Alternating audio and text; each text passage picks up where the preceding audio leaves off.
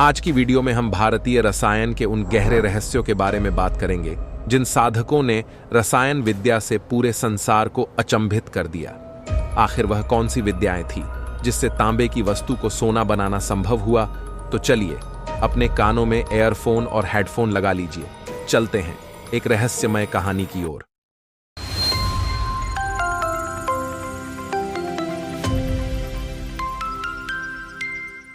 काशी के केदार घाट के ऊपर एक मोहल्ला है, नाम है खिन्नी तले।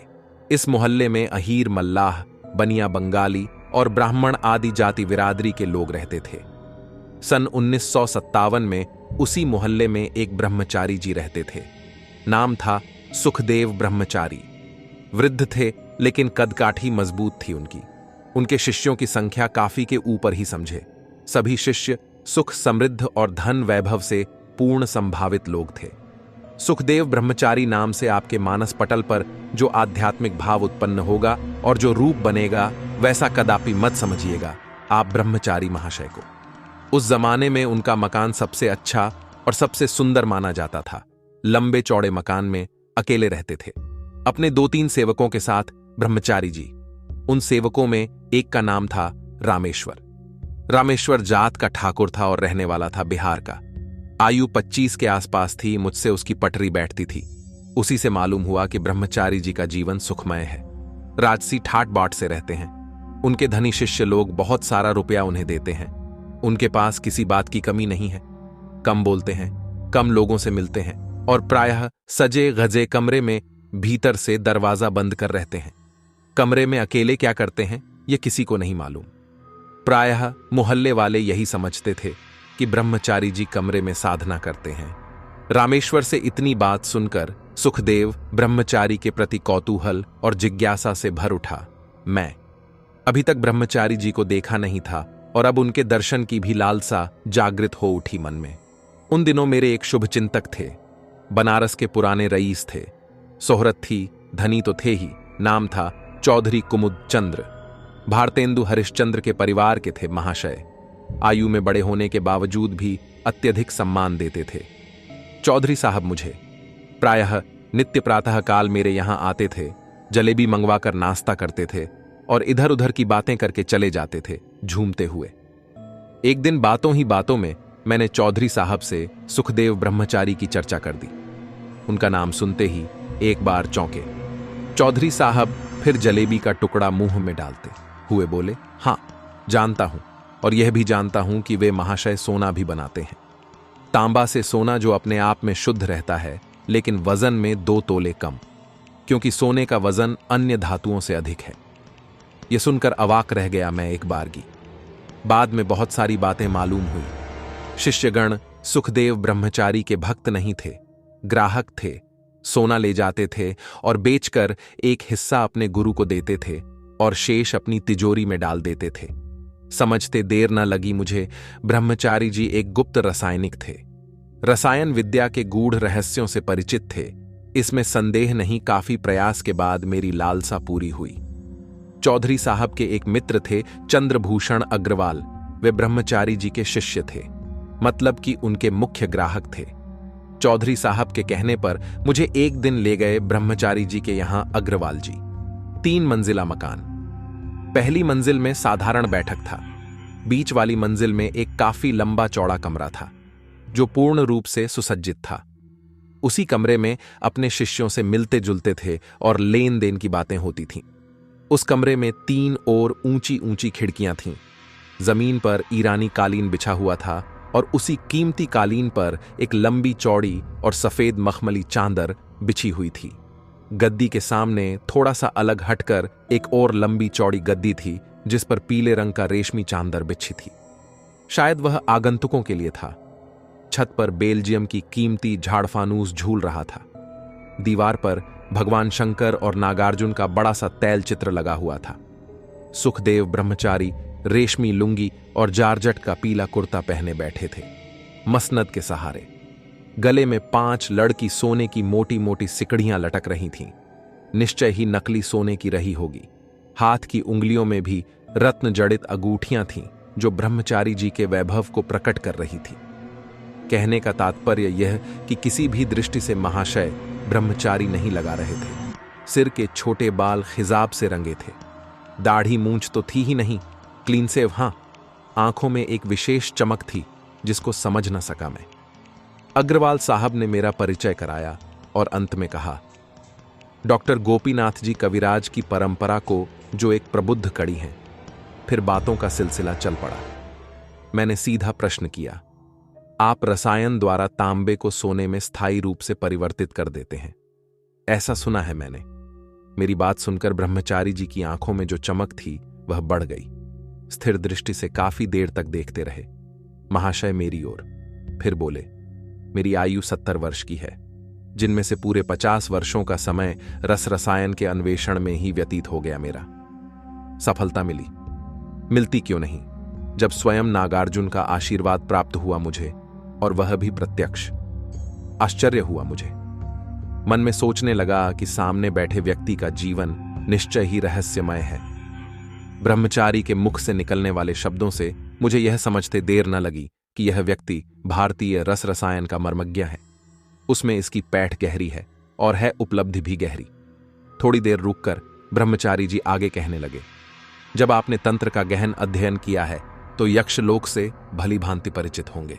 हाँ, जानता हूं, और यह भी जानता हूं कि यक्षलोक में 64 यक्षिणियों की अपनी एक बृहद मंडली भी है, और गुण व शक्ति के अनुसार वह मंडली 4 मुख्य भागों में विभक्त है। उनको भी मंडली ही कहा जाए तो ठीक रहेगा। प्रत्येक मंडली की अधिष्ठात्री के रूप एक यक्षिणी है। उन 4 अधिष्ठात्र यक्षिणियों के ऊपर महायक्षिणी है, वह कुबेर की शक्ति है। यक्षराज कुबेर यक्षलोक के अधिपति देवता हैं। चौथी मंडली की जो अधिष्ठात्र यक्षिणी हैं उनको वटयक्षिणी कहते हैं। ठीक बतलाया आपने। ब्रह्मचारी बीच में बोले, मैंने उसी वट यक्षिणी की साधना की पूरे 25 वर्ष। साधना मार्ग में बहुत सारी विघ्न बाधाएं आई, लेकिन साधना चलती रही मेरी। आप तो जानते ही होंगे कि स्वर्ण विद्या को लेकर देश विदेश में अनेक किंवदंतियां और दंत कथा में काफी प्रचलित थी। मैंने कहा, सच पूछा जाए तो इन्हीं कारणों से रसायन शास्त्र की स्वर्ण विद्या से संबंधित भ्रामक उल्लेख ने रहस्यमय और अनोखा आकर्षण उत्पन्न कर रखा था लोगों में सोने के प्रति।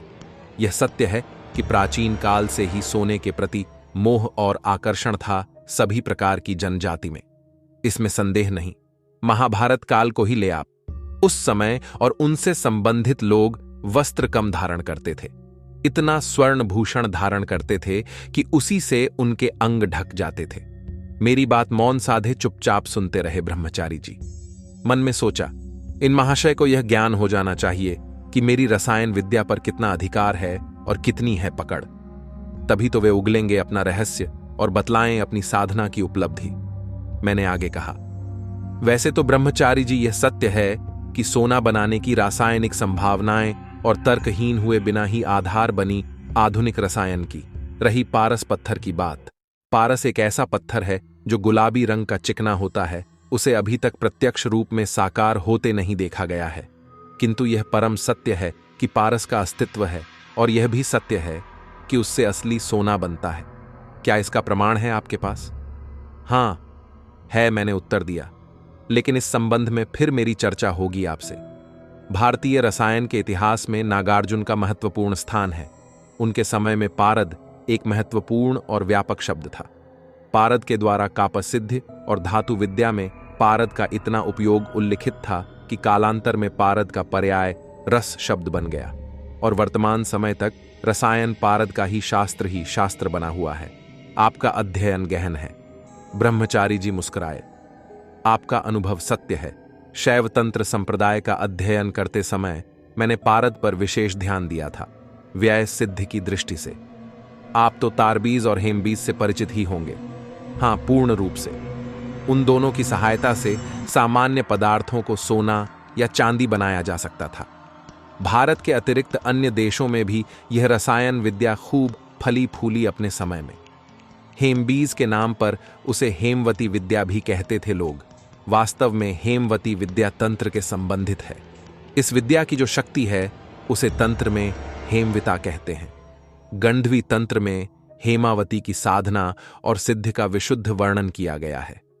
वैसे तो गंधर्व तंत्र अप्राप्य है, लेकिन एक बार संयोगवश उसे पढ़ने का अवसर मुझे मिला था।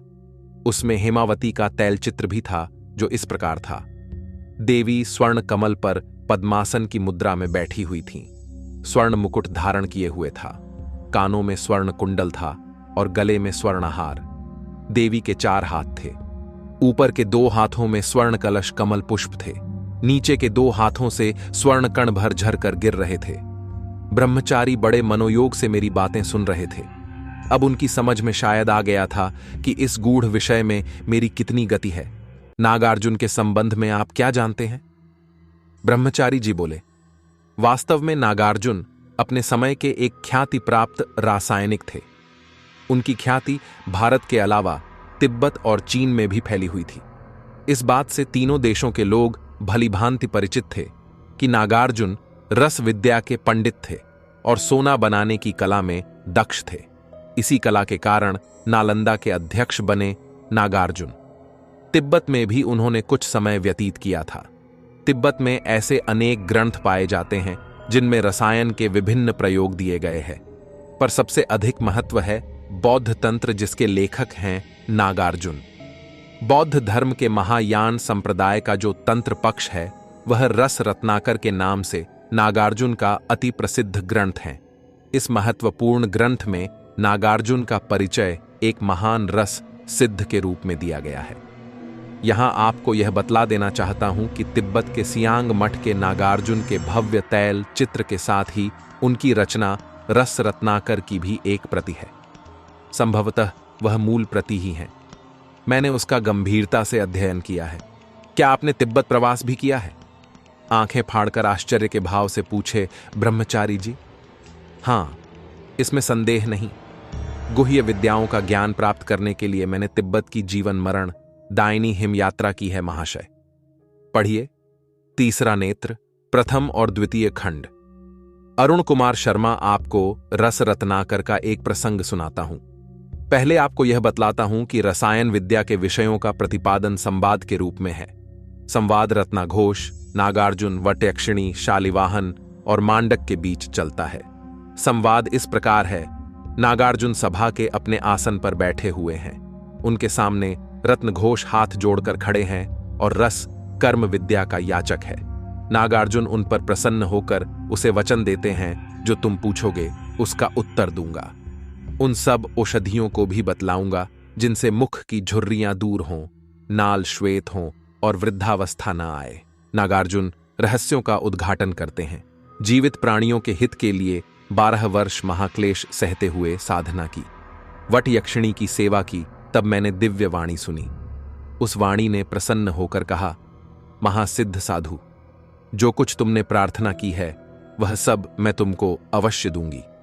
उत्तर में नागार्जुन उससे याचना करते हैं, हे देवी, यदि तुम मुझ पर प्रसन्न हो तो मुझे रसबंध यानी पारा बंधने की विधि बताएं, जो तीनों लोकों में दुर्लभ है। आगे एक संवाद में शालिवाहन कहता है, हे देवी, मैंने आपको स्वर्ण और रत्न अर्जित किया है, अब मुझे आदेश दें। इस पर देवी ने कहा, साधु साधु, मैं तुझे वे विधियां बतलाऊंगी जिनको मांडन्य ने सिद्ध किया था। ऐसी विधि भी बतलाऊंगी जिनमें सिद्ध किए गए पारा द्वारा सभी वस्तुएं स्वर्ण बन जाती हैं। रत्नघोष ने कोटिवेदी महारास तैयार किया, जिसके द्वारा सामान्य धातु को भी स्वर्ण बना सकता था, और इतना ही नहीं, शरीर को जरा मृत्यु की बाधाओं से मुक्ति भी दिलाने में समर्थ था। उस महारस के शोध की कुछ विधियां दी गई हैं रस रत्नाकर में, जैसे कायावर्त शोधन, गंधक शोधन, रसक शोधन, दग्ध शोधन आदि। यहां यह बतला दूं कि सियांगगढ़ के प्रधान लामा रस रत्नाकर का आश्रय लेकर भगवान तथागत की लगभग 2 फुट ऊंची स्वर्ण मूर्ति बनाया था, और पूजन में प्रयुक्त होने वाले पात्रों को भी। मैंने कहा, जहां तक मेरा विचार है, रस विद्या और तंत्र विद्या दोनों की धाराएं 300 वर्षों से लगातार साथ साथ बहती रहीं। एक ओर सिद्ध तांत्रिक रोग मुक्ति और मृत्यु के भव से अमर काया की प्राप्ति के लिए धातु शोधन करते थे, तो दूसरी ओर सोना बनाने का भी प्रयास करते थे। इस प्रयास की एक रोमांचक कथा सुनाना अप्रासंगिक न होगा। राजा विक्रमादित्य का काल था वह। उनके नगर में एक रसायन शास्त्री रहता था, जिसका नाम था व्यडी। वह रसायन विद्या की खोज में इतना लीन हो गया था कि उसकी सारी संपत्ति बिक गई और उसका जीवन भी नष्ट हो गया। अपना सब कुछ गंवा देने के बाद उसे इस विषय से घृणा हो गई। एक दिन शोक में डूबा हुआ छिद्र नदी के किनारे बैठा हुआ था, चुपचाप, उदास। उसके हाथ में उस समय भेषज संस्कार नाम की एक मूल्यवान और हस्तलिखित पुस्तक थी, जिसमें से एक अपने शोध के लिए व्यवस्था पत्र लिखा करता था। निराश, दुख और विरक्ति से उत्तेजित व्याड़ी एक एक पत्र फाड़कर नदी के प्रवाह में फेंक रहा था। ग्लानि से भरा व्याड़ी के लिए वह शोध अब व्यर्थ था। संयोग से नदी के किनारे कुछ दूर पर चुपचाप मौन साधे एक वेश्या बैठी थी, पानी में पैर लटकाए। वह उन बहते हुए पत्रों को निकाल निकाल कर किनारे रखती जा रही थी।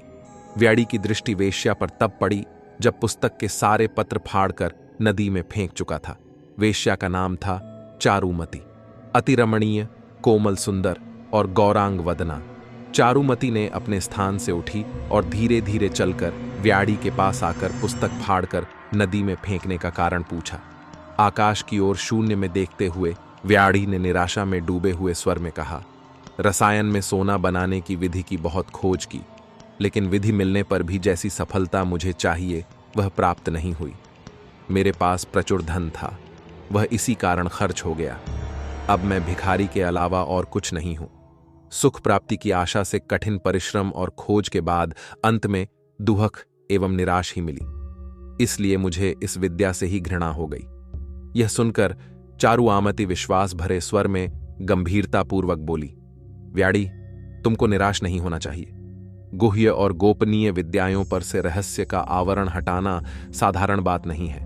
तुम उस कार्य को मत छोड़ी जिसकी अग्नि में पलकर भस्म हो गया तुम्हारा धन, संपत्ति, सुख, शांति और जीवन। तुमको संदेह नहीं करनी चाहिए। ऋषियों का ज्ञान कदापि मिथ्या नहीं हो सकता। तुम्हारी कामनाओं की सिद्धि में जो बाधा है वह किसी कारणवश है, वह अकस्मात ही दूर हो जाएगी। मेरे पास बहुत सा धन है जिसका मेरे पास कोई उपयोग नहीं है। आप वह धन ले लें और अपना कार्य पुनः शुरू करें। व्याड़ी को घोर अंधकार में प्रकाश मिला जैसे। प्रसन्न हो उठा वह, आशा का संचार हो उठा उसके मन में। वेश्या से धन लेकर पूरे उत्साह, उभंग और स्फूर्ति से पुनः रसायन विद्या के उस रहस्य की खोज में एक बारगी जुट गया जिसके द्वारा रासायनिक विधियों से सोना बनाया जा सकता है। आपको ज्ञात होना चाहिए, मैंने ब्रह्मचारी जी की ओर स्थिर दृष्टि से देखते हुए कहा। उस समय के प्रसिद्ध विद्वान और इतिहासकार अलवरानी ने व्याड़ी और स्वर्ण विद्या का उल्लेख करते हुए लिखा है, रसायन विद्या से संबंधित जितनी भी प्राचीन पुस्तकें हैं वे सब पहेलियों के रूप में लिखी हुई हैं ताकि लोग उसे सही ढंग से समझ न सके और सार्वजनिक रूप से उसका उपयोग भी न हो सके। व्याड़ी से एक औषधि के व्यवस्था पत्र का एक शब्द समझने में भूल हो गई थी।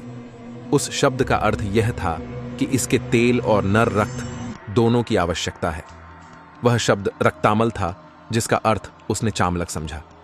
जानते हैं इस भूल का क्या परिणाम हुआ? जब व्याड़ी ने औषधि का प्रयोग किया तो उसका कुछ भी असर नहीं हुआ। तब वह विचलित होकर औषधियां पकाने लगा। इस क्रिया में अग्निशिखा, आग की लपट उसके सिर से छू गई और उसका सिर जल गया। इसलिए उसने बहुत सारा तेल अपनी खोपड़ी पर मला और फिर किसी काम के लिए भट्टी के पास से उठकर बाहर जाने लगा। उसके सिर के ऊपर छत में एक लोहे का छड़ बाहर निकला हुआ था। उसका सिर उससे काफी जोर से टकरा गया और खून की धारा फूट पड़ी। पीड़ा के कारण सिर नीचा कर लिया उसने। परिणाम इसका यह हुआ कि तेल के साथ मिले खून की कुछ बूंदें उस पात्र में गिर गईं जिसमें रसायन पक रहा था, लेकिन बूंदों को गिरते हुए व्याड़ी ने नहीं देखा। लेकिन पात्र में रसायन पक गया तो उसने और उसकी पत्नी ने परीक्षा की दृष्टि से उस रसायन को अपने अपने शरीर में मल लिया। जानते हैं इसका क्या परिणाम हुआ? आश्चर्यजनक प्रतिक्रिया हुई। पति पत्नी तत्काल वायु में पक्षी की तरह उड़ने लगे। उस समय दोनों के मुख में कुछ भरा हुआ था। क्या भरा था वे दोनों स्वयं नहीं जानते थे। उस समय महाराज विक्रमादित्य अपने राज दरबार में बैठे हुए और जब यह अविश्वसनीय घटना उन्होंने सुनी तो दरबार से बाहर निकल आए वह, व्याड़ी और उसकी पत्नी के आकाश गमन का अलौकिक दृश्य देखने के लिए। दोनों पति पत्नी स्वच्छ आकाश में विचरण कर रहे थे। उस समय महाराज को देखकर पति पत्नी ने उनके सामने मुख में जो भरा था उसे थूक दिया। आश्चर्य जो वस्तु थूकी थी, दोनों वह खरे सोने के रूप में थी। सायंकाल का समय होने वाला था। अब तक ब्रह्मचारी जी के दरबार में कुछ और विशिष्ट जन आ गए थे, नित्य की भांति। मैं प्रणाम कर जब चलने लगा तो ब्रह्मचारी जी हंसकर बोले, आप सचमुच एक सिद्ध खोज करता हैं। मेरा आशीर्वाद आपके साथ है। अभी तो बहुत कुछ शेष है। क्या आप कल आने का कष्ट करेंगे? क्यों नहीं, आप आज्ञा दें, मैंने विनम्र भाव से कहा। अवश्य कल आप आइए, प्रतीक्षा करूंगा। यह कहकर ब्रह्मचारी जी ने पहले से ही अपनी मुट्ठी में रखी कोई वस्तु मेरे हाथ में थमा दी। बाहर निकलकर देखा, वह सोने की चमचमाती हुई एक असरफी थी, और वह भी मुगल काल की ओर, उस समय जिसकी कीमत थी 1000 रुपये। 3. मुक्ति कैसे प्राप्त हो और किस साधन से प्राप्त हो? इसके लिए तंत्र मंत्र अन्य साधना मतों से अलग है। उसका कहना है कि 84 लाख योनियों का क्रमशः भ्रमण करने के बाद मानव योनि प्राप्त होती है। अन्य योनियों में सब कुछ रहता है, लेकिन मन नहीं रहता।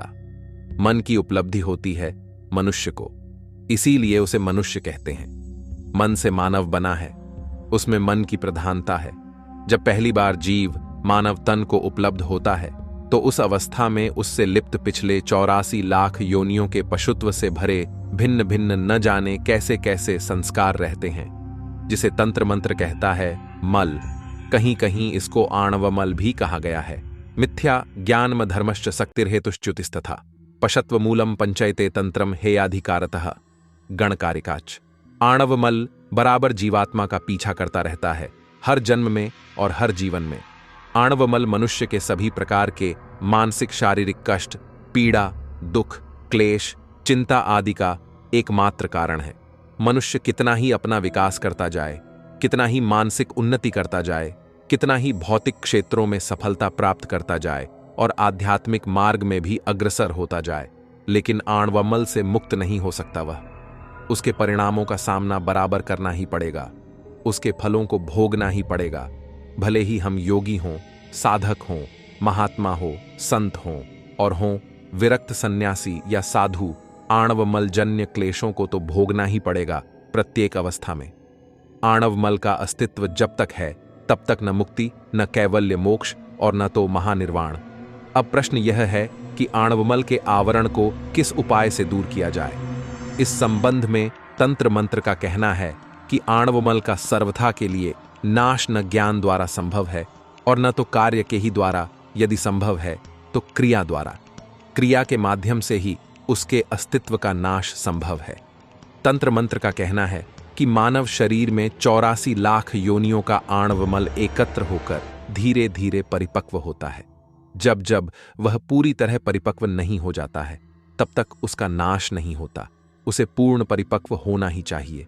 इसके लिए जीवन में निरपेक्ष और विरक्त भाव से रहना चाहिए, कर्म करते रहना चाहिए। उसका परिणाम क्या होगा, उसका फल क्या होगा, इस पर न सोचना विचारना चाहिए और न तो किसी प्रकार की आशा ही रखनी चाहिए। आणवमल एक सत्तात्मक द्रव्य है। जिस प्रकार नेत्र में मोतिया भिन्न हो जाने पर उसे ऑपरेशन कर हटाया जाता है, ठीक ऐसी ही स्थिति अथवा दशा आणवमल की भी है। परिपक्वता दोनों में आवश्यक और अपेक्षित है।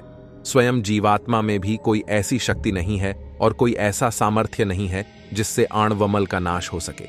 आध्यात्मिक ज्ञान, तप, तपस्या, योग अथवा कोई भी साधना इस दिशा में पूर्ण असमर्थ है। कितनी भी तलवार की धार तेज हो, लेकिन वह स्वयं को नहीं काट सकती। असजारा सुति क्षीण न स्वात्म छेदिका यव। मोक्षकारिका 67। आणवमल के नाश का एकमात्र उपाय है भगवान सदाशिव की अनुग्रहात्मिका शक्ति की कृपा। तंत्रमत के अनुसार अनुग्रहात्मिका शक्ति के 2 रूप हैं, काली और तारा। मानव शरीर में मूलाधार चक्र में कुंडलिनी के रूप में काली सुप्तावस्था में विद्यमान है। इसी प्रकार आज्ञा चक्र में नील ज्योति के रूप में तारा विराजमान है। तारा का यांत्रिक स्वरूप ऊर्ध्व त्रिकोण का ध्यान आज्ञा चक्र में करने से अज्ञान का नाश होता है और मन अंतर्मुखी होता है। काली का यांत्रिक स्वरूप अधोत्रिकोण है। अधोत्रिकोण का ध्यान मूलाधार चक्र में करने से मां काली की अहैतुकी कृपा प्राप्त होती है। कुंडलिनी काली का लाक्षणिक नाम है। शक्तिपात दीक्षा प्राप्त होने पर कुंडलिनी का जागरण और क्रमशः उत्थान होता है। जिसके परिणाम स्वरूप आणवमल का होता है प्रणाश। इस संबंध में पढ़े योग तांत्रिक साधना प्रसंग शीघ्र प्रकाश्य। तंत्र सर्वप्रथम आणवमल को महत्व देता है और उसके बाद महत्व देता है शरीर को। तंत्र का कहना है कि जब तक दिव्य शरीर की उपलब्धि नहीं होती तब तक जीवन से मुक्त होना संभव नहीं। जिसे शरीर में रोग शोक उत्पन्न होता है, जिस शरीर में नाना प्रकार की व्याधियां उत्पन्न होती हैं, जो साधारण से साधारण कार्य करने में असमर्थ बना देती हैं, भला उस शरीर से कोई साधना उपासना हो सकती है, योगाभ्यास हो सकता है, पूजा अर्चना में मन एकाग्र हो सकता है, इष्ट सामीप्य लाभ हो सकता है और प्राप्त हो सकती है जीवन मुक्ति? असंभव। ऐसे शरीर से कभी भी दुख कष्ट की निवृत्ति कदापि नहीं हो सकती। इसीलिए तंत्र का कहना है कि इस दिशा में सर्वप्रथम शरीर रोग व्याधि रहित पूर्ण स्वस्थ बनाना अति आवश्यक है। इसी को तंत्र में कहते हैं पिंड धैर्य, शरीर की स्थिरता। तंत्र साधना का पहला चरण जीवन मुक्ति है। मुक्ति ज्ञान से प्राप्त होती है और ज्ञान अभ्यास से प्राप्त होता है और अभ्यास के लिए स्थिर देह आवश्यक है, यानी पूर्ण रूप से, मानसिक रूप से और शारीरिक रूप से भी। स्थिर देह का महत्व इति धने शरीर मुक्तौसा एच ज्ञानातंचाभ्यासात सच स्थिरे देहे रस हृदय। शरीर भौतिक तत्वों से बना है। यह एक प्राकृतिक यंत्र के अलावा और कुछ नहीं है। आत्मा से शरीर का संबंध जोड़ने वाला एकमात्र प्राण है। इस सूत्र के टूट जाने पर शरीर और आत्मा का संबंध हमेशा के लिए समाप्त हो जाता है। इसी अवस्था को कहते हैं मृत्यु। सूत्र मजबूत रहे, उसमें किसी भी प्रकार का विकार उत्पन्न न हो, उसका प्रवाह प्राकृतिक रूप से बराबर होता रहे, इसके लिए प्राणायाम आवश्यक है और उससे संबंधित आसन भी। मनुष्य की योग दृष्टि से 3 मुख्य अवस्थाएं हैं। 5 वर्ष से 25 वर्ष यह पहली अवस्था है। इससे संबंधित 16 प्रकार का प्राणायाम और 16 प्रकार का आसन है। 26 वर्ष से 46 वर्ष यह दूसरी अवस्था है। इस अवस्था से संबंधित मात्र 12 प्रकार का प्राणायाम और 12 प्रकार का आसन है। 47 से 57 वर्ष यह तीसरी अवस्था है। इस अवस्था से संबंधित 5 प्रकार का प्राणायाम और 5 प्रकार का आसन है। 57 वर्ष की आयु के बाद प्राणायाम और आसन वर्जित है। श्वास रोग और गठिया की संभावना बन जाती है। इस अवस्था में केवल सुखासन और ध्यान सर्वोत्तम है। भाव प्रकाश शरीर लौकिक है, इसलिए उसे स्थिर बनाने के लिए लौकिक उपाय ही होना चाहिए और वह लौकिक उपाय पारद है। पारद का प्रचलित नाम है पारा। पारद भस्म के सेवन से शरीर स्थायी रूप से निरोग व्याधि रहित स्वस्थ और दिव्य हो जाता है। काल का भी प्रभाव उस पर नहीं पड़ता। कहने की आवश्यकता नहीं, पारद की सार्थकता इस बात में है कि संसार के सभी दुखों से मुक्त कर भवसागर के पार पहुंचा देता है। जैसा कि कहा गया है, संसार राम पार दत्ते 100 पारद स्मृता। हमारे मकान के बगल में एक बंगाली सज्जन रहते थे। नाम था केदारनाथ। उस समय मेरी अवस्था 20 वर्ष के आसपास रही होगी। मोहल्ले वालों के लिए केदार बाबू एक रहस्यमय व्यक्ति थे। वे क्या करते थे, कहां जाते थे, किससे मिलते जुलते थे, ये कोई नहीं जानता था। वे अकेले थे। अपने लंबे चौड़े मकान में प्रायः समाये रहते थे। बाहर भी बहुत कम निकलते थे। अवस्था 40 से अधिक नहीं थी। गोरा रंग, लंबा कद, सुंदर आकर्षक व्यक्तित्व, बड़ी बड़ी आंखों में गुलाबीपन बराबर बना रहता था।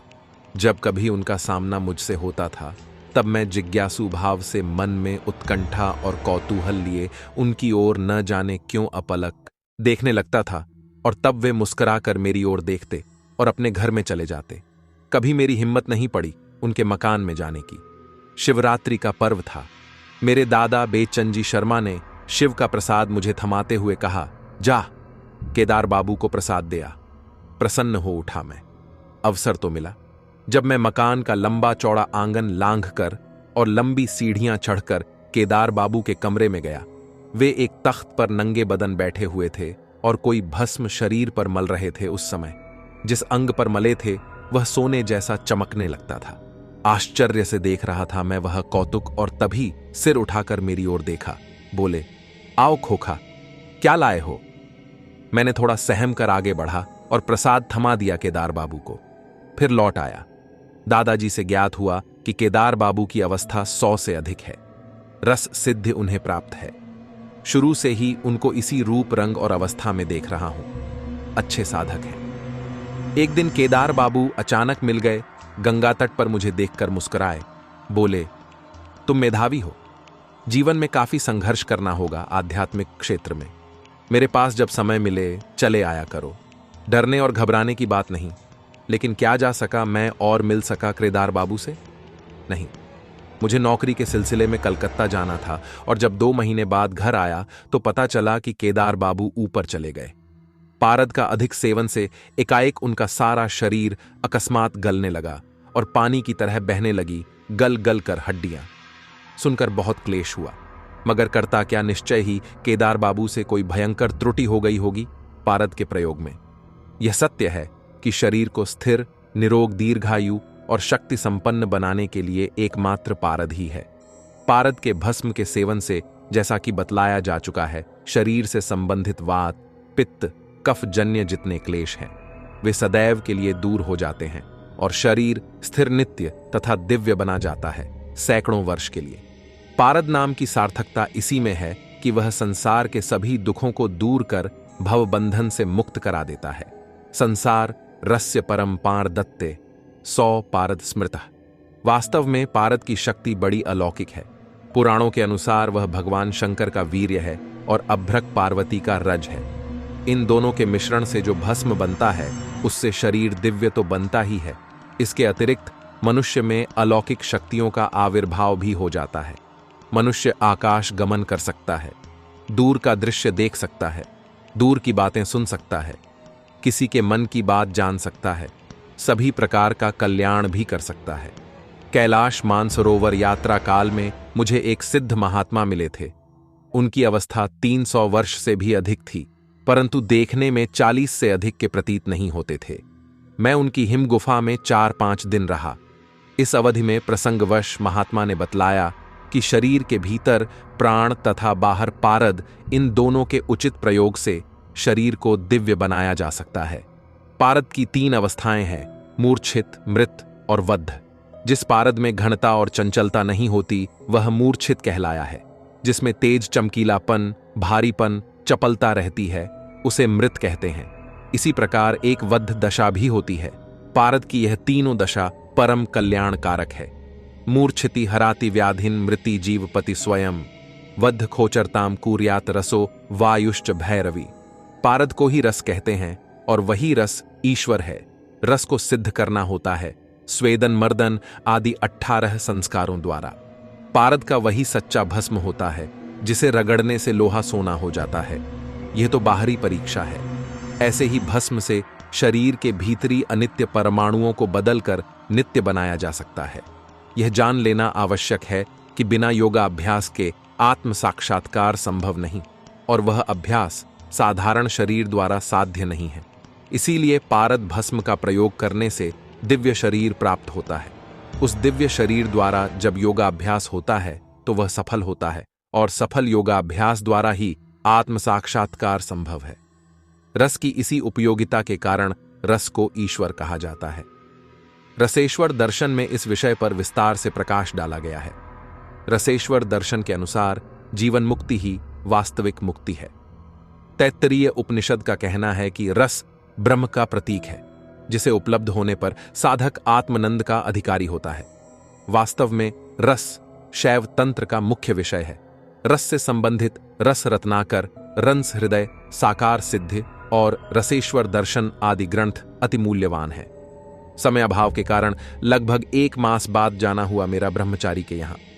मुझे देखकर अति प्रसन्न हुए। महाशय बोले, कहां रहे प्रभु, आज सुधि आई है? नहीं, ऐसी बात नहीं है, मैंने कहा। व्यस्तता के कारण आ सका, न क्षमा करेंगे। सांझ घिरने लगी थी। उसी समय एक युवती आई और कमरे का बल्ब जला दिया उसने। दुधिया प्रकाश फैल गया पूरे कमरे में। सिर घुमाकर स्वभावतः युवती की ओर देखा तो देखता ही रह गया मैं। 20-22 से अधिक की नहीं थी वह, बहुत सुंदर थी। वैसी सुंदरता बहुत कम ही देखने को मिलती है नारी में। सबसे आश्चर्य की बात तो यह थी कि उसके सुगठित और यौवन की मादकता से भरपूर शरीर का रंग न काला था, न सांवला और न तो था गोरा। बिल्कुल सोने जैसा था, दप दप करता हुआ। विस्मत था मैं, ऐसा कैसे संभव है? यहां तक कि उस युवती के घने बाल भी सुनहले थे, पलके भी और भौहें भी। युवती जैसे आई थी वैसे ही चली गई।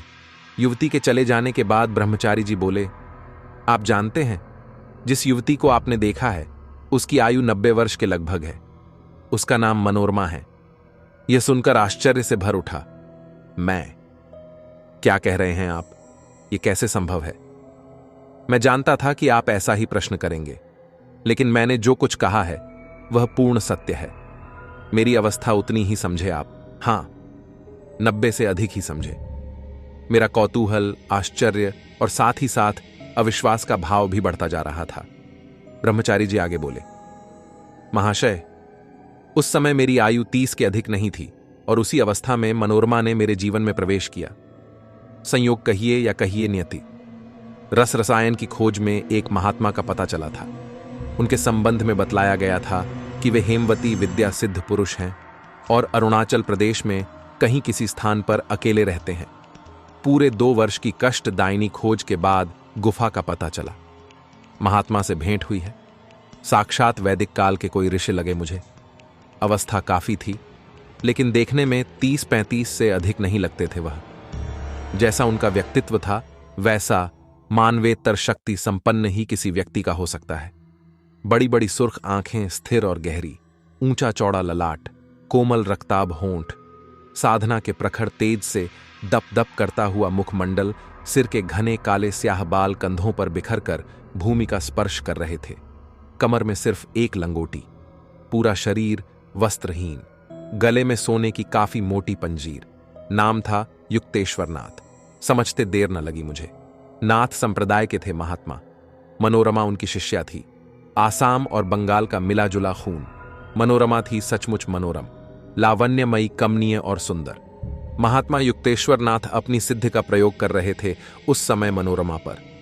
अपने हाथ से पारद भस्म का नित्य लेप करते थे वह मनोरमा के पूर्ण शरीर पर। कुछ ही समय के बाद मनोरमा की सांवली काया कंचन काया में बदल गई। धीरे धीरे लेप का पूर्ण प्रभाव पड़ चुका था उस कोमलांगी श्यामांगी युवती पर। लगता था जैसे कोई देवकन्या स्वर्ग से उतरकर उस गुफा में आई है। चमत्कार था, अद्भुत और अविश्वसनीय चमत्कार। महात्मा ने कहा, 5 प्रकार की जड़ियां हिम प्रदेश में पाई जाती हैं: करकरिक्ता, हेमपुष्पा, चारुलेही, वज्ररणी और कलुषिका। ये 5 जड़ियां प्रकाशवान हैं। इनकी खोज और पहचान अत्यंत कठिन है। किसी प्रकार वे दुर्लभ जड़ियां प्राप्त हुई मुझे। उनके समान योग से पारद को वध कर मैंने अतिश्रम से पारद गुटिका निर्माण किया। पूरे 15 वर्ष का समय लग गया इस कार्य में।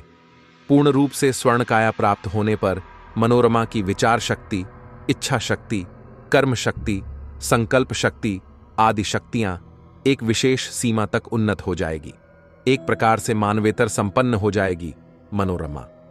मेरी सिद्धि का यह प्रयोग निश्चय ही अति विलक्षण होगा, इसमें संदेह नहीं। मैं मुंह बाएं महात्मा की बातें सुन रहा था, और जब महात्मा ने यह कहा कि तुम भी मेरी दिव्य और अलौकिक रसायन विद्या की सिद्धि की पूर्णता की दिशा में एक महत्वपूर्ण अंग बनकर आए हो, और वह भी महान रसायनज्ञ नागार्जुन की प्रेरणा से, तो यह सुनकर दंग रह गया मैं। एक बारगी मेरी समझ में नहीं आया कुछ। सकपका कर रह गया मैं। ब्रह्मचारी जी थोड़ा रुके और फिर आगे बोलना शुरू किया उन्होंने। मानवेतर शक्ति प्राप्त होने पर शरीर की आवश्यकता नगण्य हो जाती है। इतना ही नहीं, शरीर का भार भी कम हो जाता है। ऐसी अवस्था में पारद गुटिका का प्रयोग किया जाता है, जिसके फलस्वरूप साधक सभी को देख सकता है, लेकिन उसे कोई नहीं देख पाता। अपनी प्रबल इच्छा शक्ति की सहायता से अपना रूप, रंग, आकार, प्रकार भी परिवर्तित कर सकता है। सबसे महत्व की बात तो यह है कि इच्छानुसार दृश्य अदृश्य रूप से आकाश गमन भी कर सकता है साधक। यह सुनकर मैंने पूछा, क्या आप पारद गुटिका का प्रयोग भी मनोरमा पर करेंगे? क्यों नहीं, वह तो मेरे प्रयोग का माध्यम है। समझते देर न लगी मुझे शर्मा जी। अपनी तमाम अलौकिक रसायन सिद्धियों की सफलता असफलता देखने के लिए मनोरमा को एक विशेष साधन बनाया था महात्मा युक्तेश्वर नाथ ने, जिसका एकमात्र साक्षी न जाने किस प्रेरणा के वशीभूत होकर मैं बन गया था उस समय। कब और कैसे 7 महीने का समय व्यतीत हो गया पता ही न चला। आश्चर्य की बात तो यह थी कि शरीर से संबंधित किसी भी आवश्यकता का अनुभव नहीं हो रहा था मुझे। न भूख, न प्यास, न निद्रा, न थकान, न आलस्य। हर समय प्रफुल्ल बना रहता था मैं। ऐसा लगता था कि शरीर से संबंधित किसी भी आवश्यकता का अनुभव नहीं हो रहा था मुझे। संसार से अलग किसी अनजाने में प्रवेश कर गई है मेरी आत्मा। क्या पारद गुटिका का प्रयोग किया? मैंने पूछा। हां किया, ब्रह्मचारी जी बोले। पूर्ण सफलता मिली।